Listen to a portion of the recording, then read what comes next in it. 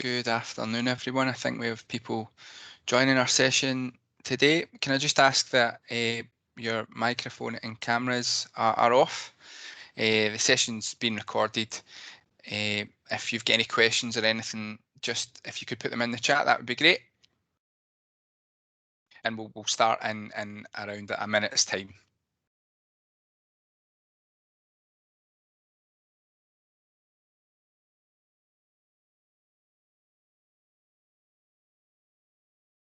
So again, just good afternoon to everyone joining today. Just to let you know that we'll start in around a minute's time. If you could put your mic on mute and turn your camera off. And just to let you know, this session is being recorded today. Thanks for coming along.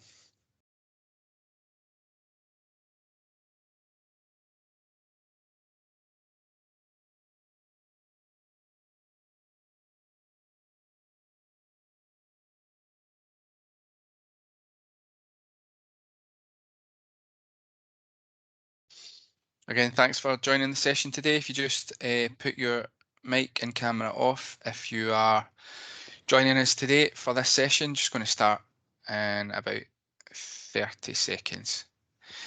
Yeah. Okay, so thanks again for coming along this afternoon. Delighted that you're here for the Excellence in Headship Stretch session at the Scottish Learning Festival, and it's a reflection on influential collaborative inquiry. And I'm delighted to be joined today by Mark Ingram of St Cuthbert's Primary School in South Ayrshire and Sacred Heart Primary School in South Ayrshire. We're also lucky to have Lyndsay McRoberts from Duncanrig Secondary School in South Lanarkshire. Got myself, Chris French, who is a lead specialist with the Professional Learning and Leadership team at Education Scotland, and my colleague Gordon Bowen from Education Scotland, who is also the former head teacher of Prestwick Academy.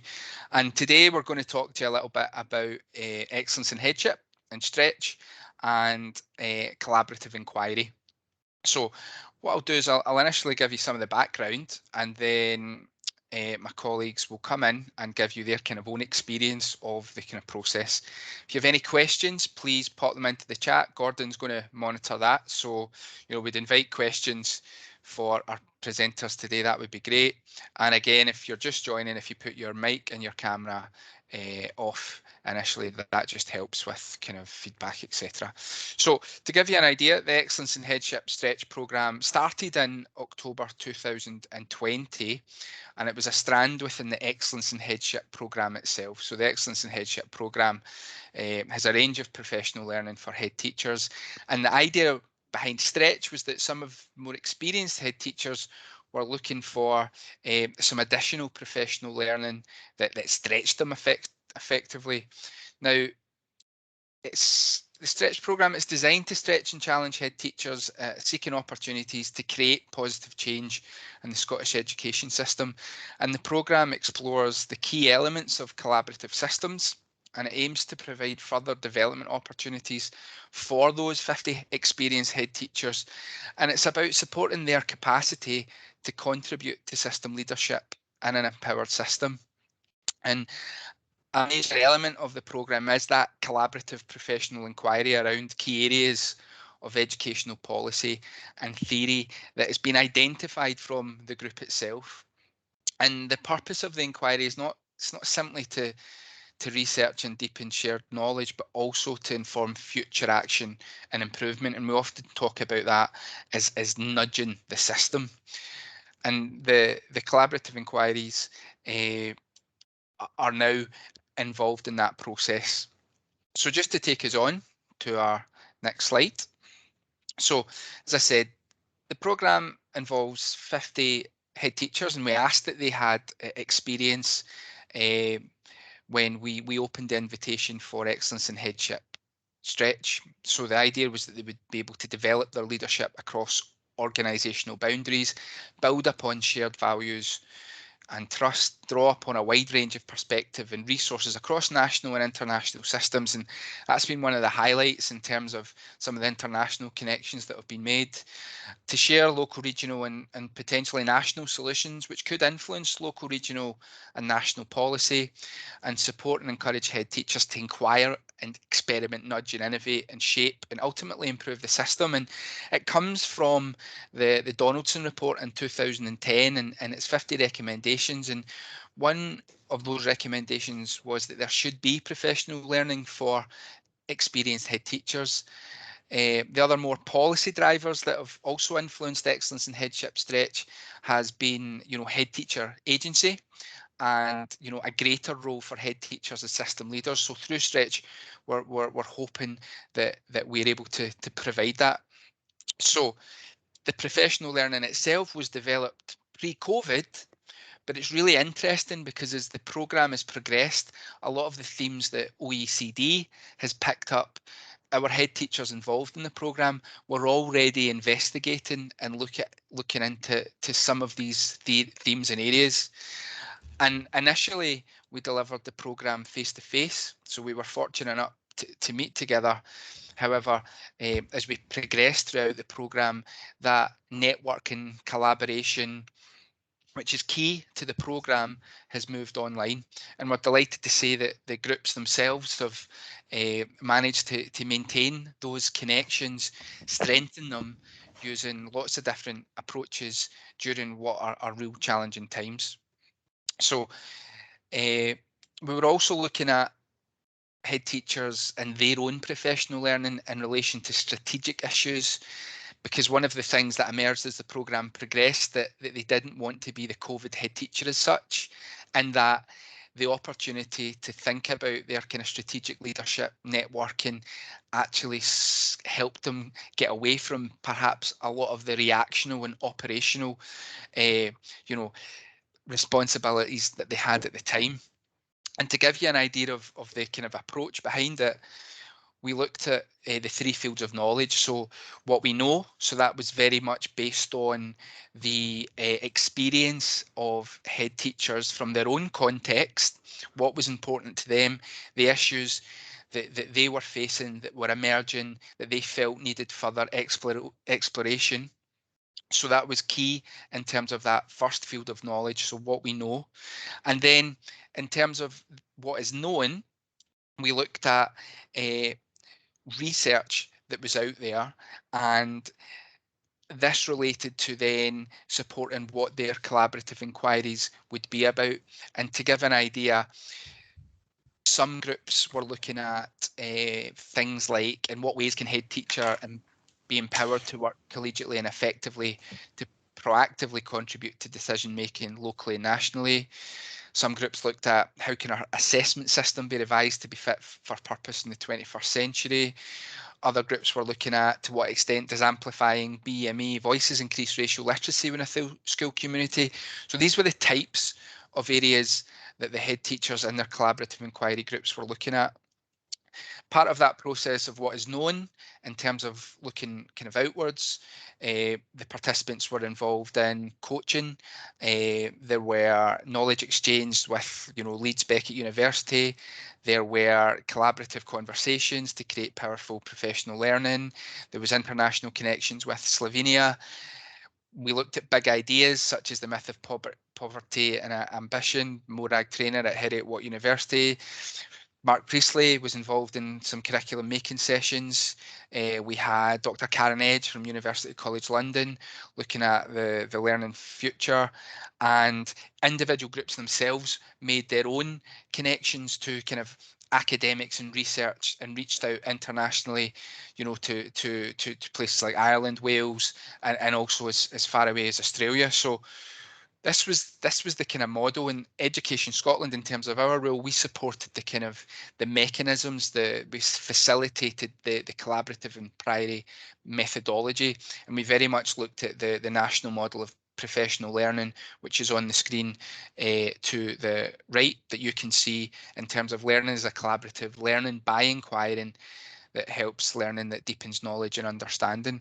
So those were the kind of main approaches And just to give you an idea of at the moment, the driver behind excellence in Headship Stretch was never about, a particular output, in the sense that that deep, enriched networking, professional learning, research that the head teachers were engaged in collaboratively was, really, really important. But in a time of reform and review, the think pieces that they're developing, so they're recommendations and observations that stem from their collaborative inquiries, there is an opportunity at the moment to influence and nudge the system as such in a time of reform and review.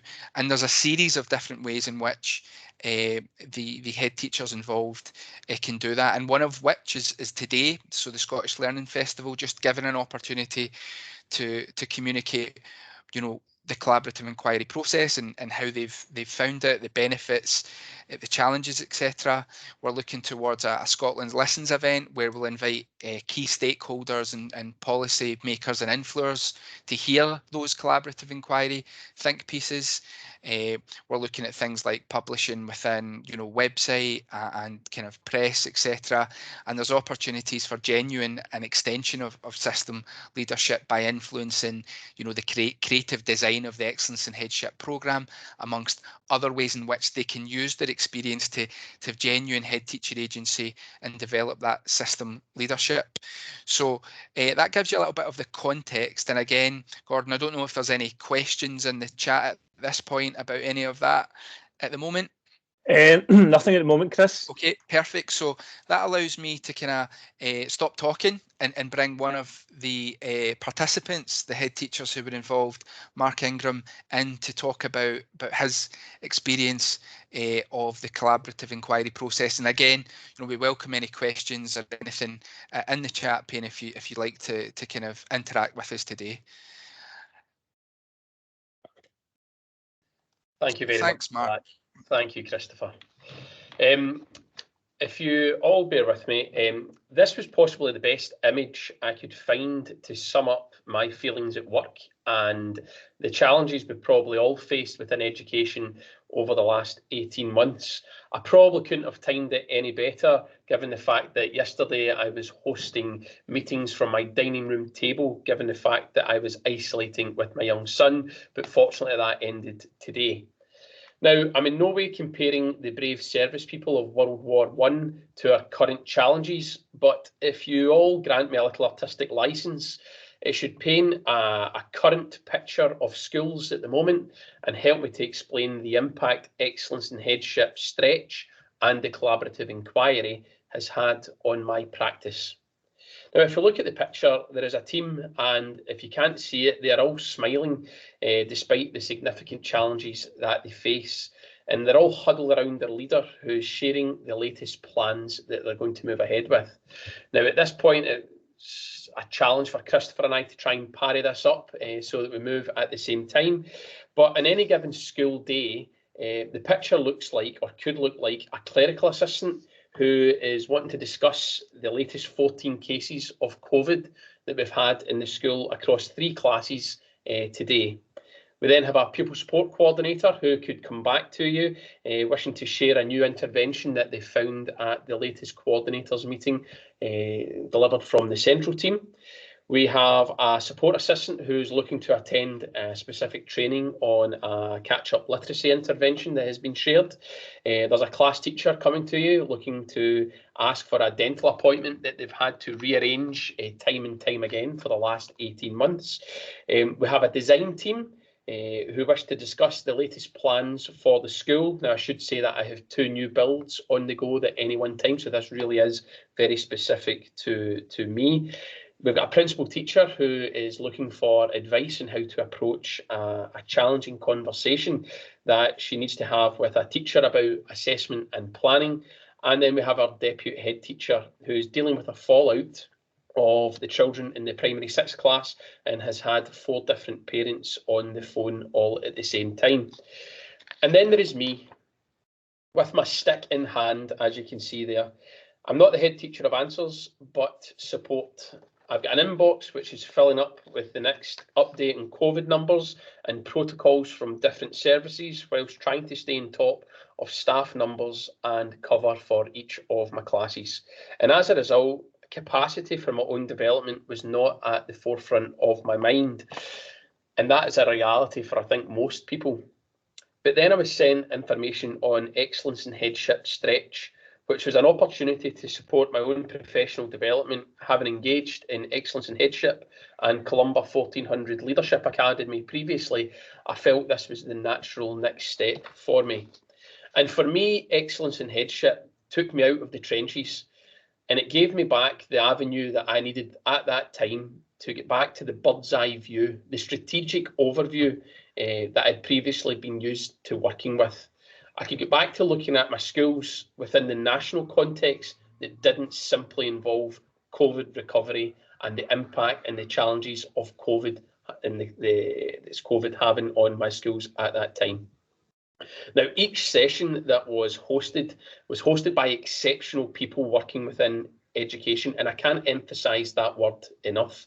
And it's had a unique impact on my own practice. And Christopher had mentioned them previously, but instead of reading the books of Professor Mark Priestley or Dr. Karen Edge and Luca Parry and Dr. Morag Trainer, I had the opportunity to engage with them directly in a safe environment. I was literally able to hear it from the horse's mouth. The PLL team facilitated this learning for me, and they supported my learning, and they got me access to these people and the right people at the right time. In addition to this, the Excellence in Headship Stretch has helped me to develop my network and my professional network of colleagues out with my local context, something that I was finding a challenge previously, which in turn has contributed to my understanding of the educational landscape within Scotland and where our country sits internationally. This highlighted some good practice, which I could see out with in other educational contexts, which later became the centre of the Collaborative Enquiry that I was part of, while also reaffirming the good work that was already going on within Scottish schools. And it was that part that made me really focus on the good work and that there is good work already happening. Now, a large aspect of the EiH Stretch was the Collaborative Enquiry, and this provided me with the opportunity to work with outstanding colleagues from across the country. And again, one of them is on this call just now, but they really were outstanding, everyone to a T. And it was the hope to highlight areas in which we could nudge the system in a more positive direction within our context. We were able to get into groups where there was common interest in terms of inquiry, not necessarily all having the same focus for the inquiry, but there was common features, and we had the opportunity to refine and develop this over the course of the last 12 months. Now, the team that I'm part of are looking forward to sharing this next steps in our inquiry. There are no answers to this, and we simply come up with the question: in what ways could professionals work together to ensure a better future for all?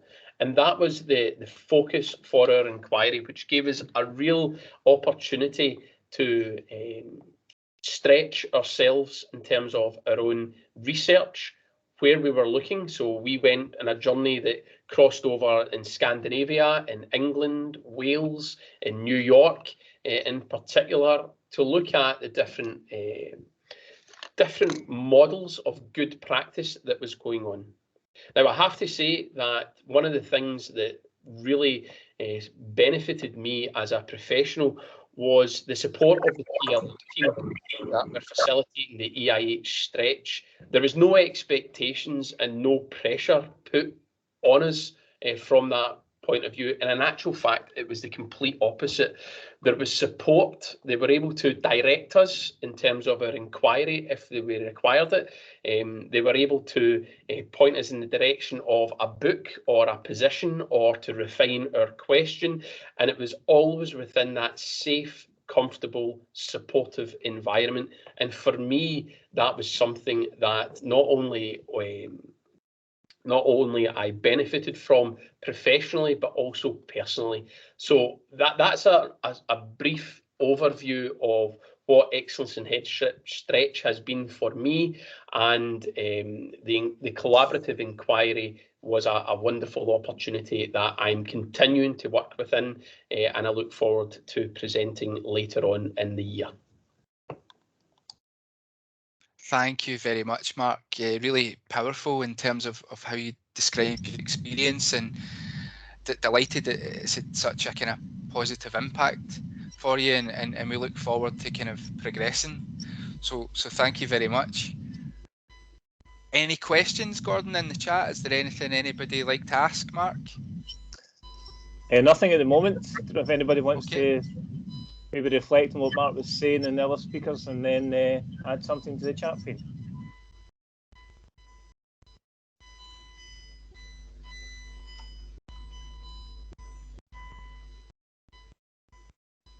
No, nothing at the moment. No, nothing at the moment. What I'll do is we'll move on, and I'm delighted to say that we've got Lyndsay McRoberts from Duncanrigg Secondary, and Lyndsay's going to explain or describe her experience. Can we just ask if you do have your mic on, just to mute it at the moment? We're just getting a wee bit of feedback. Thank you. Thanks, Christopher. Thank you. Afternoon, folks. I'm just going to, before I even start today, there might be a wee bit of overlap between myself and Mark because there's similar themes that have come through in terms of our experience with excellence and Headship Stretch. So I think one of the first things I would say that, I've always been very passionate about professional learning as a head teacher. It's part of who I am as a head teacher, and I've been lucky enough to engage with high quality professional learning right throughout my career. So from very early on as an aspiring deputy, was part of pioneering coaching programmes in East Ayrshire, then moved on to undertaking the EiH programme itself, and then the EiH Stretch programme this year. And it's been vital to my development as a leader, but crucially more so than in the last 18 months. And I think, as Mark said,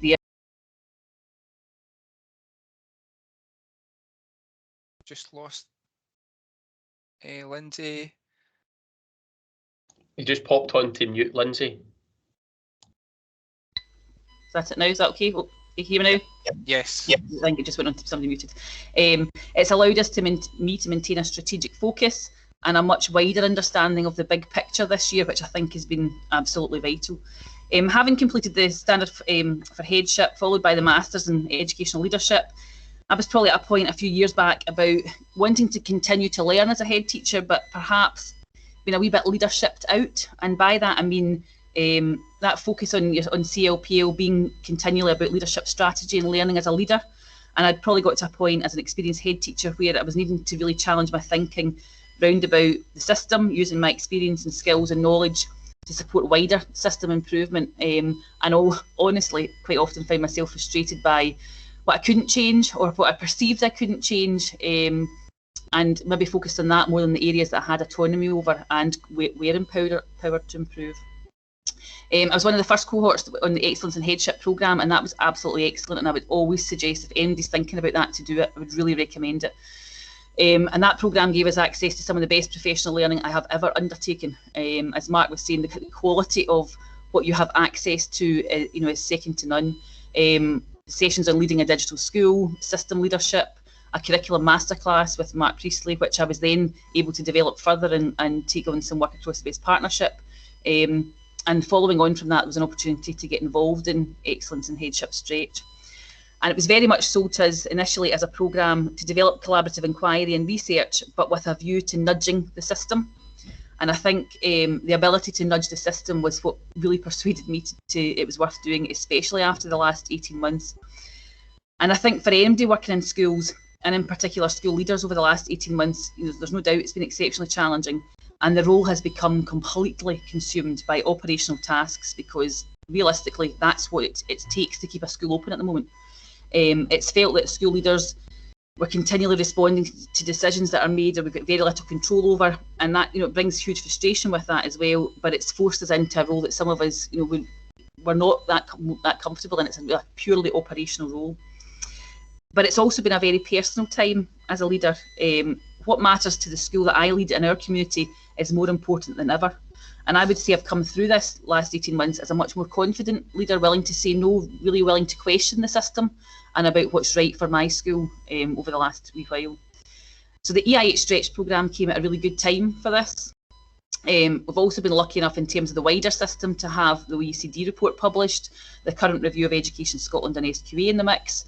And if ever there was a time to be involved in nudging the system, this would be it. Having come through the SQA system in 2020, I was really keen to explore the assessment landscape, and that was probably one of the topics, if I'm speaking to colleagues as head teachers, our frustration at the assessment process in the senior school, what had worked, what hadn't worked over the last couple of years, and through COVID that has really been, that's consumed a lot of senior leaders in terms of what's happened with senior assessment. From a personal point, I also had a daughter who completed her hires, and you know, as a school leader, I thought I knew what the experience was like for young people coming through the senior phase, but when I watched it as a parent, I felt quite differently about it. My perception was that my daughter memorised lots of essays over and over again to fit the system, you know, and the system was just churning out young people with good memories. So engaging in EIH and that debate and discussion round about that key area was key. I quickly established within the Excellence in Headship group several head teachers who were also questioning their beliefs and views round about our current assessment system in Scotland, and we became an inquiry group. And initially we started looking at the question, is our assessment system in Scotland fit for purpose? But that has quickly been overtaken, and it was great to hear, you know, Christopher was saying there that a lot of what we looked at across the programme has been overtaken by some of the big reviews that have come out as well. So various reviews took place, obviously following the 2020 exam diet, such as the Priestley review and the recent Stobart review, and it became clear through those reviews that the collective voices in Scottish education were saying that it perhaps isn't fit for purpose, and our inquiry question actually had been answered perhaps. But as a group, this led us to research other countries' assessment systems, engage with research, evidence-based practice from across the country and across the world. And what Mark said there about, you know, the quality of engagement with people, we had, you know, one-to-one meetings with Professor Mark Priestley, Louise Hayward. We were able to engage in discussion and debate rather than just attending presentations with them. I had breakfast with head teachers on the Gold Coast in Australia, which was wonderful, discussing their approach to assessment in Australia, and meeting with head teachers in Slovenia. So it really opened your eyes up to actually talking to head teachers about the practical running of a school in a different assessment regime. So it was just absolutely wonderful. In a time where it was really easy to go to ground and to focus on operational issues and COVID mitigations, it's forced us as a group of head teachers to think beyond our school and our community and to shape our thinking for a somewhat uncertain future. As the Stobart review was published just weeks ago, we had a collective sense that much of what we might have said as a group was in the report. However, taking a sort of step back, it's emerged clearly from our group that the need for stronger head teacher voices in the next stage of reform in Scotland is absolutely crucial. And the decisions need to be shaped by the people who've been in schools over the last 18 months. And I think, in particular, schools are not simply places that, as they were before with a few COVID mitigations, they are completely different places. And the young people we sent home in March 2020 are not the young people who came back, and nor are our teachers. Schools are very, very different. And it's much more than just COVID mitigations. More than ever, we need this lived experience to shape the direction of travel in Scotland.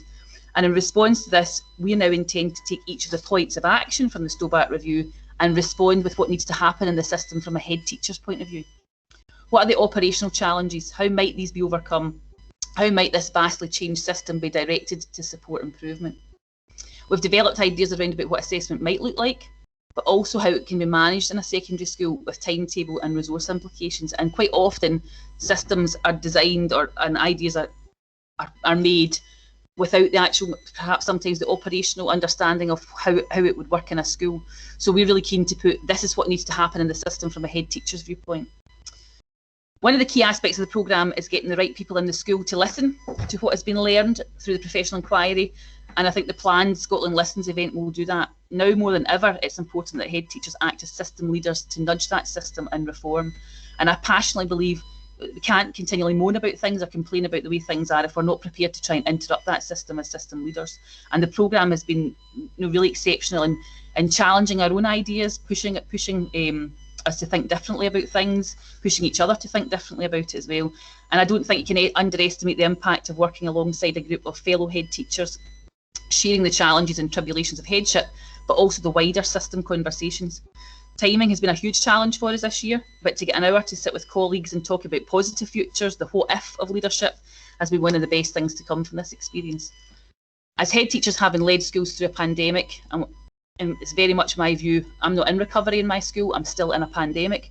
There is no group of people placed better to shape the future of Scottish education than our head teachers currently. And if we want to be empowered, we need to take the opportunities afforded to us, such as this. So the collaborative nature of the programme, the fact it's rooted in inquiry and evidence-based working allows head teachers to speak from a position of knowledge and trust. And that makes, I think, it very difficult for others to dismiss the views of the head teachers within that group. And I would really encourage people, you know, if you're thinking about this or you've started on Excellence in Headship Stretch, to think, you know, to get involved. It's been one of the best professional experiences of my career. You know, and I'll be sorry actually to see us finish the programme and what next for us as a group as well. So thank you, Chris. No, thank you. That was, you know, brilliant insight. Really kind of captured your journey in terms of how you've been kind of supported, but also how you've explored and extended that inquiry process to actually to look at those kind of practical elements and how from that evidence-based research and your interactions, you know, with the range of people that you've had the opportunity to talk with and have that discourse, how that's actually informed, you know, possible practical solutions or ways in which, you know, that could work within school moving forward based on the theme that you'd explored. So no, I'd really like to thank you, Lyndsay, for sharing that with us. Gordon, I don't know if there's any questions in the chat pane or... Yes, we actually do have a question here from Angela Milton, saying sounds very similar to the EiH Stretch, sounds very similar to the SCALE fellowship programme. As a fellow, I don't feel as if I have system agency, particularly since the demise of SCALE. What's different about Stretch to capitalise on the investment of such high quality professional learning as we also experienced through the fellowship programme? So that was a question by Angela. Now I see online, I can answer that to some extent, Miss Milton, with regards to from SCALE. When I joined, so just the colleagues who are online as well, I worked with seconded to the PLL team for 2 years. This time last year was back in school and now rejoining the PLL team, and have been responsible for the development of Excellence in the Headship programme. Through some of the head teacher networks that I have, it was highlighted that what do we have for experienced head teachers? Head teachers maybe get 6 or more years experience, having gone through, and Lyndsay gave excellent examples there of coming through the different programmes which have been available to inform her learning, her development. So I was kind of involved early on with Stretch, and there was parallels with the SCALE programme.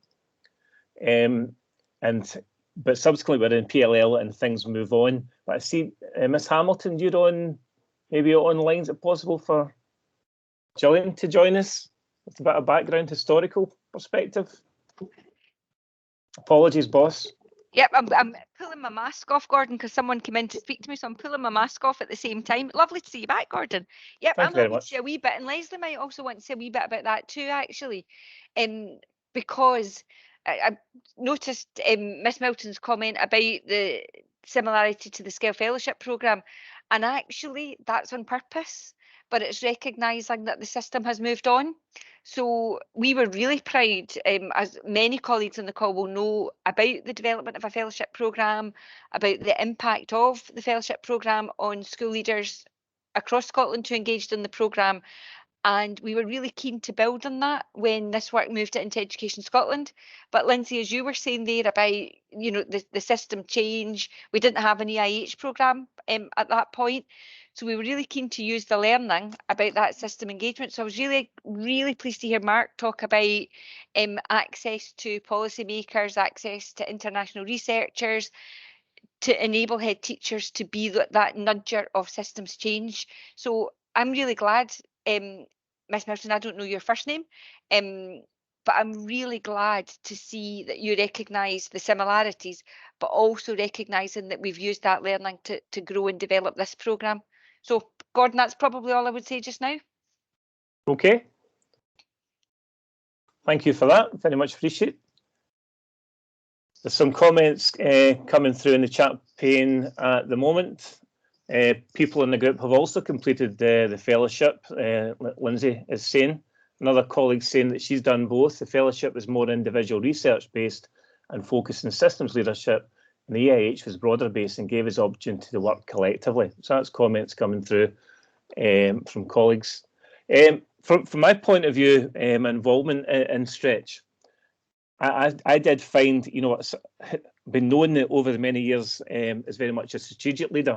And last year in school, you were, you know, Chris touched on earlier on about being a COVID head teacher, and it's that tension between being strategic and being operational. And circumstances such in schools as they are now, and last year was such that operational tend to dominate. And when the EiH Stretch came out, and as I said earlier on, having been involved early on in the development of it and then returned to school, when it finally came out, I was keen to sign up for it. And, you know, having spent many years with CFE and Curriculum for Excellence and senior phase and etc., been dominated agenda, certainly within the group of head teachers I was working with, which is secondary, that I felt that an area for me would be around support. And signing up for Stretch was and as it says in the tin, it's EiH Stretch. It's about stretching yourself, stretching your learning, stretching your understanding. And actually, and I think Lyndsay touched on this, about challenge, working collectively with other head teachers who have varying experience, but actually who are going to challenge your thinking. And I think that's important. You know, and for me, in terms of the inquiry, was around support. And it just felt an area that I felt needed a bit of light shined on it. From my own views and experiences, you know, there's a phrase which I can't remember where I picked this up, but, you know, don't let the situation drive you, you try and drive the situation. And for me, support was an area I wanted to take a deeper look at, and actually ended up working with Mark, which was great. And that opportunity to hear from online, to hear from various experts, some deeper knowledge, who actually help you inform your thinking. Chris, I'm actually going to have to go. I'll come back. Okay. No problem at all, Gordon. So thanks, Gordon. So I think Gordon was touching on the ability through Stretch to kind of engage in that, if you like, that kind of second field of knowledge. So, you know, reflecting in that first field at his own context, looking at his situation within the school, areas in which he felt needed, you know, support or to explore, and then Stretch providing that opportunity, facilitating as such opportunities to engage with people like, you know, Mark Priestley, Louise Hayward, etc. So suggesting papers or research, evidence-based, that head teachers could engage in, which forms that kind of second field of knowledge. And I think going back to what Lyndsay said in terms of that, you know, integrity, you know, nobody's going to argue with you in terms of what you're bringing forward because of the journey that you've been on. And I think that creates that new knowledge where we're at that point where, in terms of the process, you've got the two fields, the first field and the second field, and that brings then that new knowledge, which hopefully is what can be used to then nudge the system. And I suppose, you know, thinking on what Gordon and Mark and Lyndsay have all kind of commented on in terms of the timeliness as such of excellence in Headship Stretch, in terms of when we're looking to come to that conclusion, is a key time in terms of the landscape of Scottish education. So, you know, those head teachers as system leaders, now we have a pool of head teachers, experienced head teachers, who've gone through that process, continue to go through that process, and their voices, their agency is really important in terms of that reform and review, because they are living it effectively. And I think that's really important to the kind of PL team and those who are supporting Stretch, that although, you know, nudging the system is something that we explored in the kind of initial iteration or exploration of the purpose of excellence in Headship Stretch, it was always about, you know, that own professional learning, stretching head teacher in terms of their development, their professional learning, enriching that. However, we have that opportunity for those head teachers to kind of present and communicate their observations, their finding, their recommendation, their plans. So for me, it's really important to start thinking beyond excellence in headship stretch in terms of those people that have been involved.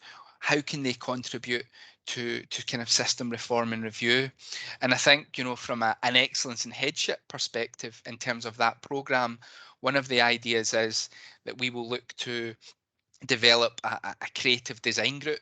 So those experienced head teachers, in terms of their journey, can really be involved, can really use their voice to look at the national programme and help, you know, identify and steer through their own learning and stretch the professional learning and the opportunities available in the Excellence in Headship programme. That's something that I think would be really important. And I think beyond stretch also, we need to think about those networks in terms of, Lyndsay mentioned it, that, you know, they're coming to the conclusion potentially of theirs in terms of those recommendations in that plan, but that there are other, you know, things that perhaps those groups can progress and continue on with. And I was fortunate enough to meet with another head teacher earlier today, and they were also discussing that they were coming to a point where, you know, of conclusion as such in terms of their own inquiry. However, they were already starting those conversations about what the group can do in terms of the relationship, the understanding of each other, and how they can use that to support school improvement and their own professional learning moving forward, which for me is you know, a marker of success. We've facilitated these groups, and these groups can go on and organically grow and develop. And hopefully, Lyndsay, you know, and Mark, you'll also have that opportunity as such to go beyond stretch. I mean, initially, Lyndsay, is that something that you and your group are thinking of doing? Yeah, I think when we get to the Scotland listens bit, I think we would all want to continue, particularly to be involved in the next stage of nudging the system, I think, within that area.